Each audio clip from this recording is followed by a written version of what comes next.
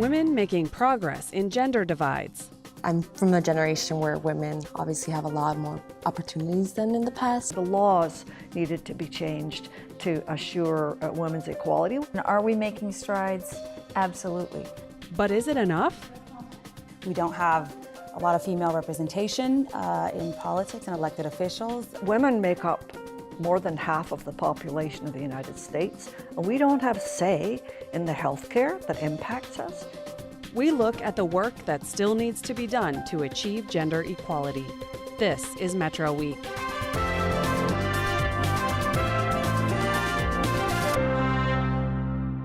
Hi, I'm Andrea Kelly. Thanks for joining us. The subject of women's equality, or lack thereof, is all around.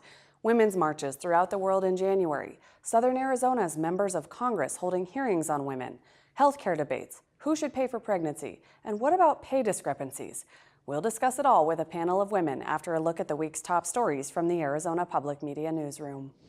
Tuesday is the last day to turn in ballots for the City of Tucson's sales tax election. Officials say if you still have your ballot, do not mail it in. Voters have until Tuesday at 7 o'clock to drop off their ballots at the City Election Center. On Election Day, voters may drop their ballots there or at any of 6 other locations. The City Clerk's office reports nearly 63,000 ballots had been received by day's end Thursday. That's about 1/4 of the 250,000 ballots mailed out. A list of the locations for dropping off ballots is on our website. The Tucson City Council is looking at how much money it will have for the fiscal year that begins in July. The city manager recommends a $1.3 billion budget. City revenues are likely to be slightly under budget for the current fiscal year, which has forced the city to be careful about hiring and spending, according to a city manager's memo to the city council. Tucson manager Michael Ortega has been trying to stabilize the city budget, which was in the red several years in a row before he was hired. Despite that, the city will end this fiscal year in June with more than $15 million in extra cash. A Pima County Justice of the Peace is under scrutiny for allegedly violating judicial ethics.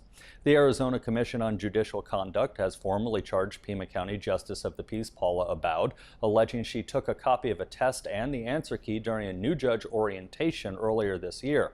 Abowd's attorney responded to the charges, saying she did take the test, but it was a joke. For more on all of the week's stories, you can always visit our website, that address news.azpm.org. Women's inequality is a thing of the past, and it's a thing of the present. I've asked 4 women to join me to discuss the state of women in today's world and what's next for equality. Joining me in the studio are Tanya Nunez, who graduates from the University of Arizona this weekend with a bachelor's degree in film and television. Allison Hughes, who worked on equality and civil rights throughout her career and was the first director of the Tucson's Women's Commission. Also, Carla Avalos, a senior advisor to Tucson's mayor and former victims advocate, and T. Van Hook, the CEO of Habitat for Humanity Tucson. They're here to talk about more than what they do for a living. So with those brief introductions, let's begin. And I'll start with you, Tanya. What have been your experiences? I have to say that I'm from a generation where women obviously have a lot more opportunities than in the past. You know, women can vote and have careers, but I've realized over the years that there's so much more, to that. And how I was discussing with you earlier that feminism to me when I was young, you didn't want to be associated with that. But now over the years with the historical women marches and all these feminist, initiatives that are being taken place, I think people are starting to realize that, we need feminism, and feminism isn't, is important. Because there is still problems, 1 in 3 women are still sexually harassed. For one, there's still not, equal pay for women. So I think it's just always good to understand there's always room for progress. And Allison, you worked on a lot of that progress. So what's your perspective having worked on to get us where we are today and still see some need? Well, if you look to you're right, Tanya. I mean, today there is still immense inequality for women. And I think we've made a lot of strides, but not enough. And of course, I've been involved throughout my career, and in the early days, you couldn't see women in construction. They couldn't get into the trades. Women couldn't get small business loans. Women, even in sales, it was men that were given the big ticket sales to get the commissions on on sales of TVs and refrigerators. So there were many, many, many ways that women needed to change society. The laws needed to be changed to assure women's equality. We couldn't even get the Equal Rights March, the Equal Rights Amendment passed in Arizona. We needed 38 votes nationally to pass the Equal Rights Amendment. We only got 35, not one from Arizona legislature. They wouldn't go for it. So I have lots of stories I can tell, but I want to hear the stories from my colleagues here. Carla, let's go to you on that. What are your stories? What have you experienced? Well, I see what I like to refer to as male privilege rear its head in a number of areas. I was a single mother. I was a teen mother. And that's really where it was pronounced, and I first experienced it when I was looked at as a teen mother. My life was pretty much destined to poverty. I had limited myself very much so in terms of any career aspirations. These are the perspectives of people looking at you, you're saying? Right. When they looked at the father of my child, they didn't look at him or say the things they said to me, or condemn him in the way that I was condemned. And that was unfair, and it wasn't right. And I knew that I wasn't going to be defined by that or limited in my destiny or my abilities. So that was my initial experience at a young age with the inequality we experience now. And T, do you think that it still exists? I know it still exists. You know, over the last 20 years, I've gone from, knowing I was in a position where I had peers that were paid more than I was paid, having employers state, well, he may have an equal job, but he needs to support a family. You only, it's you and a cat. I had an employer actually say that to me. To just a few months ago, having a contractor in our office realize and verbalize out loud, oh, these two men work for you? Have someone verbalize that without a filter is kind of humiliating when you're the CEO of a corporation. So I know it still exists. Have I seen it get better over the last 25 years? In some situations, yes. And are we making strides? Absolutely. But it exists, and it's blatant in many situations. Another area that it exists, Tanya, you studied film and television, and you were telling me about the concept of the male gaze. Can you tell us what that is? Yes, it's basically the idea that what we see on TV is the perspective of a male, and we see that a lot. Just women are, when isn't a woman sexualized on TV in some way or another, or, women are portrayed as fantasies. And I think a really important thing I want to know is that 17% of people in the industry are female directors, producers, executive producers, editors, and cinematographers. So only 17% of the top 250 movies this year were made by women, or were women, the 17%. So that means 17% of the stories are women's perspective. And the other things we see, it's all based on a male's perspective. And I think it's just important to tell stories by women, so that's a very important thing we need to focus on, not just seeing women on TV, but also coming from women. Those people were created by women, the female we see on TV. So, Andrea, it's pretty telling that yesterday the United States Senate announced the formation of a committee to study health care changes for the United States, and the committee is composed of all males.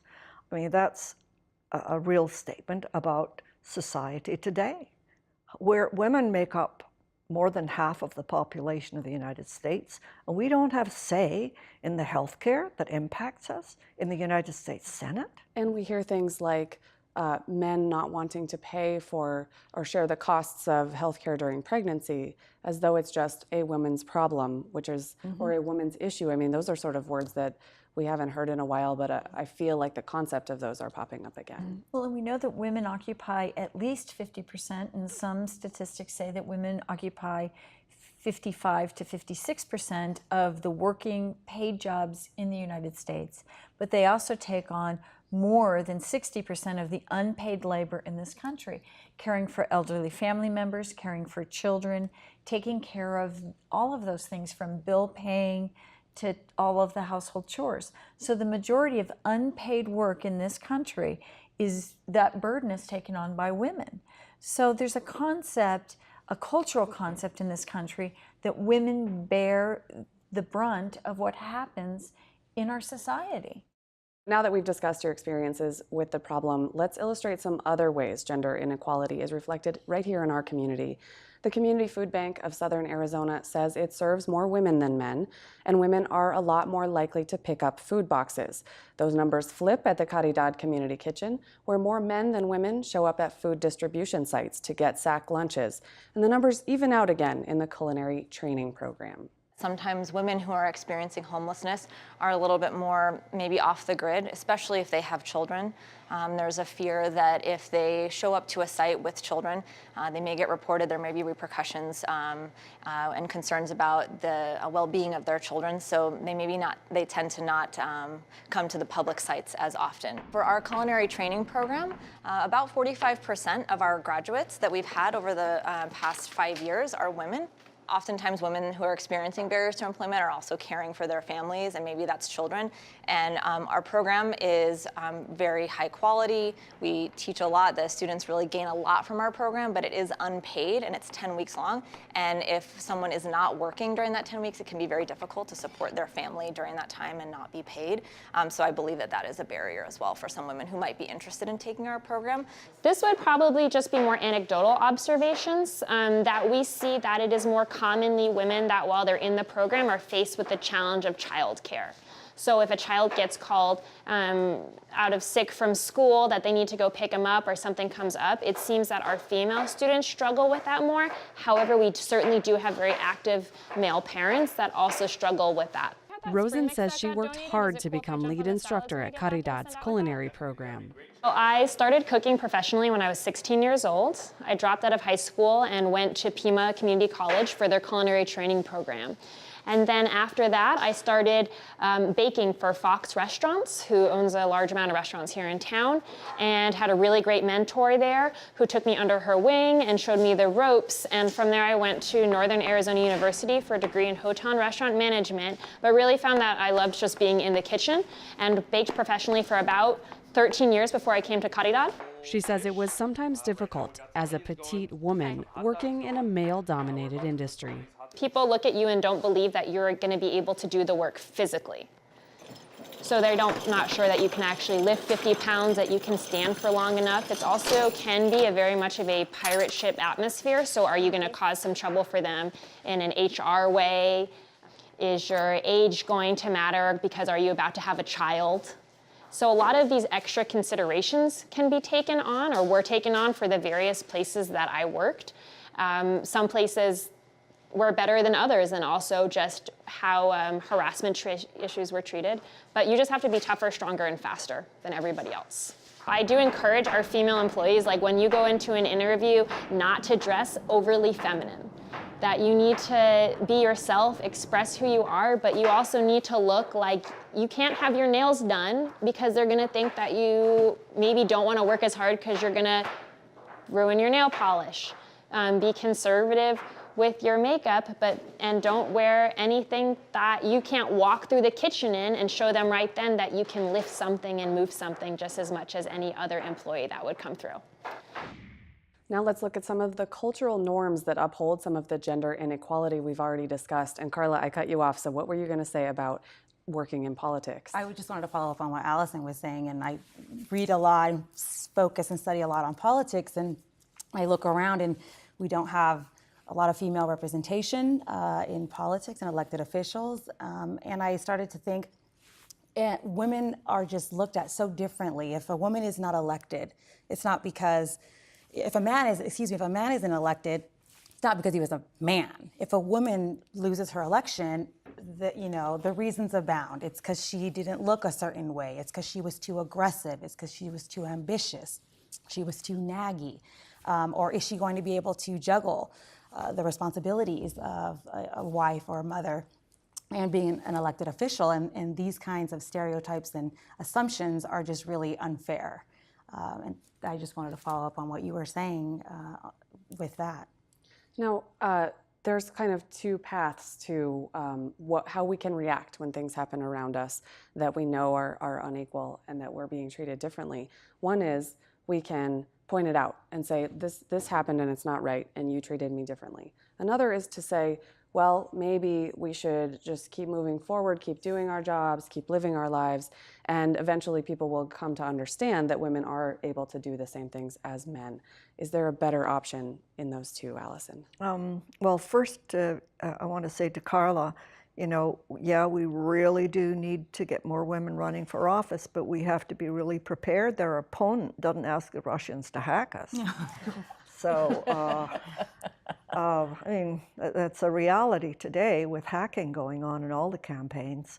And so, I mean, I really agree with you on moving into the political arena. It's absolutely critical at this point.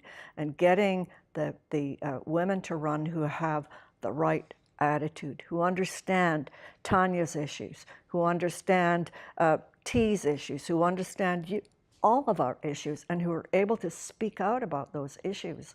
And who are willing to have the guts to challenge the men who oppose us. T, do you see I mean, when we talk about the food bank having some unequal, it's providing to the genders unequally because of need, do you see that at Habitat for Humanity? We do. Over the last 35, 37 years that we've existed, more than 65% of the homes that we have provided have gone to female heads of household. We also see a large income discrepancy. When we serve women with children, single women with children under the age of 18, the income discrepancy between them and men with children in the household under the age of 18 is astronomical. And when we look at those statistics for men and women in Arizona that have children under the age of 18, single men and women with children under the age of 18 in the household, the numbers speak for themselves.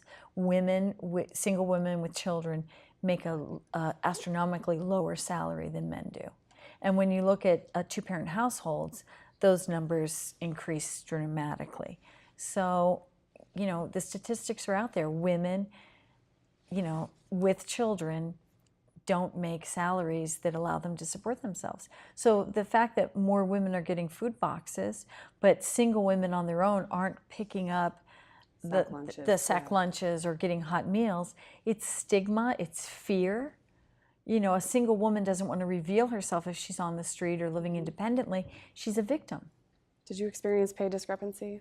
Yeah. Do you experience pay discrepancy? I think it still, like I said, rears its head in a number of positions outside of politics. It can rear its head in the assignments and projects that women and men are given.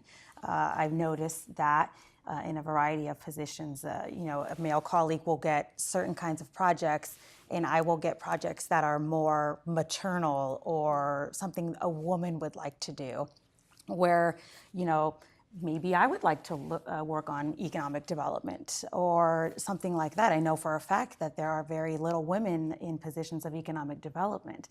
I might be in a meeting and somebody will look at me and say, "Oh, are you here to take notes?" And I'm like, "No, I'm here to work on the project that we're discussing here today." Or they'll say, "Sweetie," or, you know, I'm like, this is not right or fair. The last job that I held before I retired, my replacement earned 3 times what I was earning. He had a doctoral degree, I had a master's degree, and we had the same job, doing the same duties. And that was, to me, not a very nice experience. And they said that was because of the degree distinction? The degree distinction, yeah, that's right. If you have a doctoral degree, you can earn 3 times more what someone with a master's degree has, regardless of if you have the identical job. And because women are the primary caretakers of children for the most part, we see that they don't seek the additional education, because when you have to pick up children from childcare, most people don't realize if you're 1 minute late picking your child up from childcare, it's $1 a minute to pick up your child. So they tend to not seek the additional educational opportunities, even if they're free from an employer, because you can't do that extra duty from work. You can't take advantage of that opportunity because you have those additional household responsibilities, and you can't afford to take advantage of those opportunities your employer offers you. I'd like to share a story about on the way here today. I was going to have lunch with a dear friend of mine, and her daughter and son have been sick for a few days. And she said, I don't think I should take a lunch today because I've missed so many days of work. I feel bad. I'm going to have to reschedule. And I initially was like, oh my God, I know exactly how you feel. My son has been sick, and I'm worried about the same thing. I'm pretty sure our male colleagues don't have the same problem. And the fact that she wasn't going to take a lunch today, whether it was with me or not, was just so like profound. And it literally happened to me on the way here today. And what about the double discrimination that women of color have, that lesbian women and lesbian mothers have? There's, double and triple discrimination levels out there. I'm so glad you brought that up because we only have 4 women at the table, but there are a lot of women that are not represented at this table who are also experiencing discrimination. And thank you for including Age discrimination on the job too. And I think that's like really critical right now, understanding the different perspectives and the different people are facing different problems. Like there's women facing problems in their careers. There's single mothers who don't work facing problems at home. So I think now it's a time to really unite and, understand each other's perspectives because they're all different. And that's a good way to move forward. So yeah, I think that's important. We're going to pause on that note and take a look at an organization that has been examining causes and solutions for inequality, Tucson's YWCA. The nonprofit marks its 100th anniversary this month. Its mission is to eliminate racism and empower women, and its methods have changed as Tucson changed. I spoke with those there now and the woman who led the organization almost 5 decades ago for a sense of how the past informs the present. Women were beginning to recover and deal with the Vietnam situation. There was a paucity of programs for taking care of women who needed to go back to work. There was a lot of divorce. There wasn't a lot of help with birth control. And it was a time of great need for women. For as long as there have been people on the planet, women have done really hard work that makes a difference in families and communities and in the world, and they just do it quietly and they don't expect to take any credit for it. And I think the YWCA has been a little bit like that in Tucson for these last 100 years. So it doesn't matter whether you're talking about health, whether you're talking about housing, whether you're talking about economics, whether you're talking about childcare, job opportunities. If there was a huge gap, the YW somehow figure out how to bring together resources. The first swimming pool in Tucson where children of color could get swimming lessons. The first housing for survivors of domestic violence. Back in those days, they called them battered women. Really the first and only place for a long time that women of color coming to Tucson to go to the university could live. There's no longer a need for all of those services. As times change and women's challenges change, so does the nonprofit's approach. YWCA is My Sister's Closet, where you can donate the gently used business attire to help a woman reintegrate into the workforce, to the Latino Leadership Workshop, where women can come and learn how to be leaders within their community, leaders within their workplace, and then the social enterprise aspect of the YWCA, where you can come and cultivate your business ideas into a thriving business. And I think it's a opportunity just to become not only a leader, but a contributor to our community and in the workforce in ways that probably 100 years ago we weren't thinking about. The need for women to have support in starting businesses, to be accepted in this community, is unfortunately still as deep as it was. We can't put our heads in the sand and say it's okay to pay women less than men. We can't say that women should be controlled as to how they get good health care.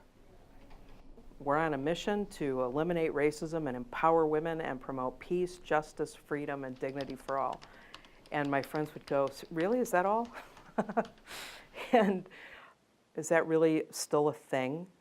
I mean, after all, we had You know, we had our number 44th president had been elected, and had come, you know, had run a really hard race with a woman.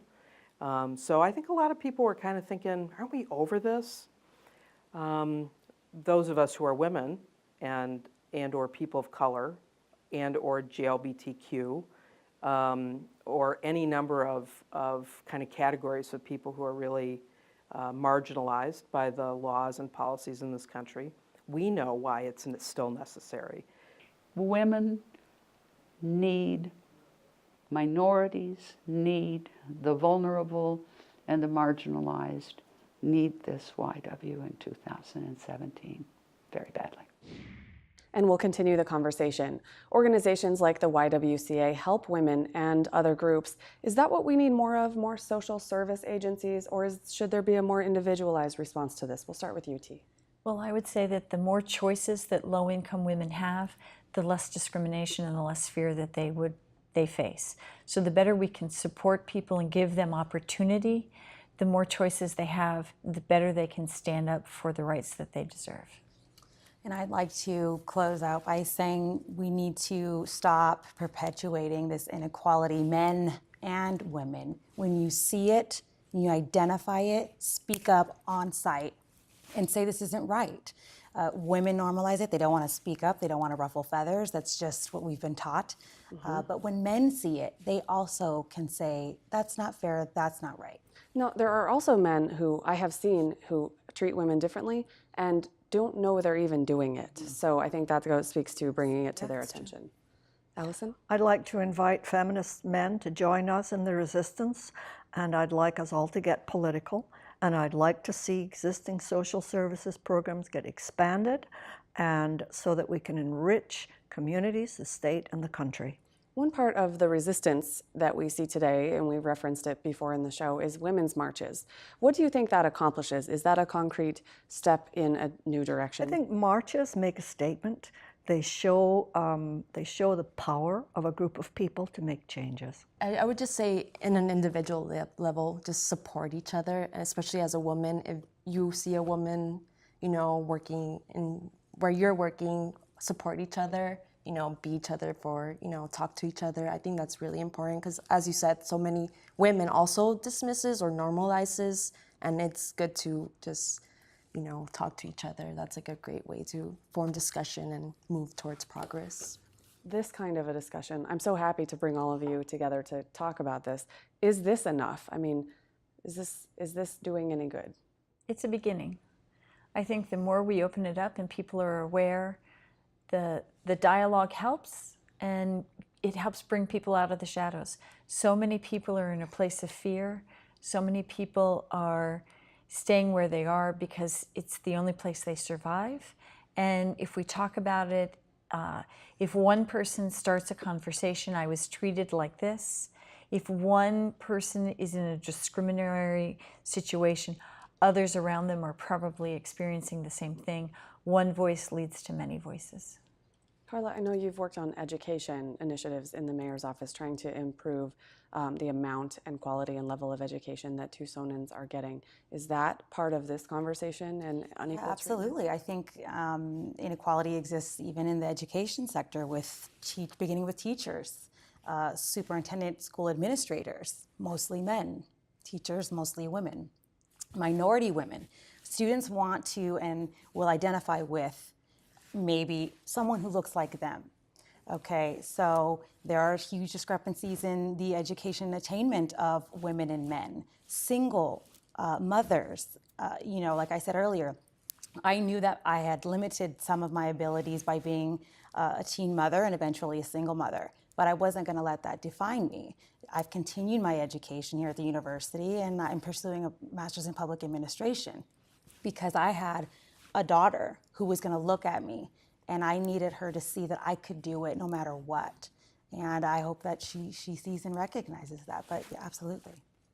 Any other next steps, action items? I just want to say thank you to KUAT, PBS, and especially you for your willingness to face the music with us and to have us present the issues as we see them. Thank you. Thank you, Allison, and thanks to all of you for being here.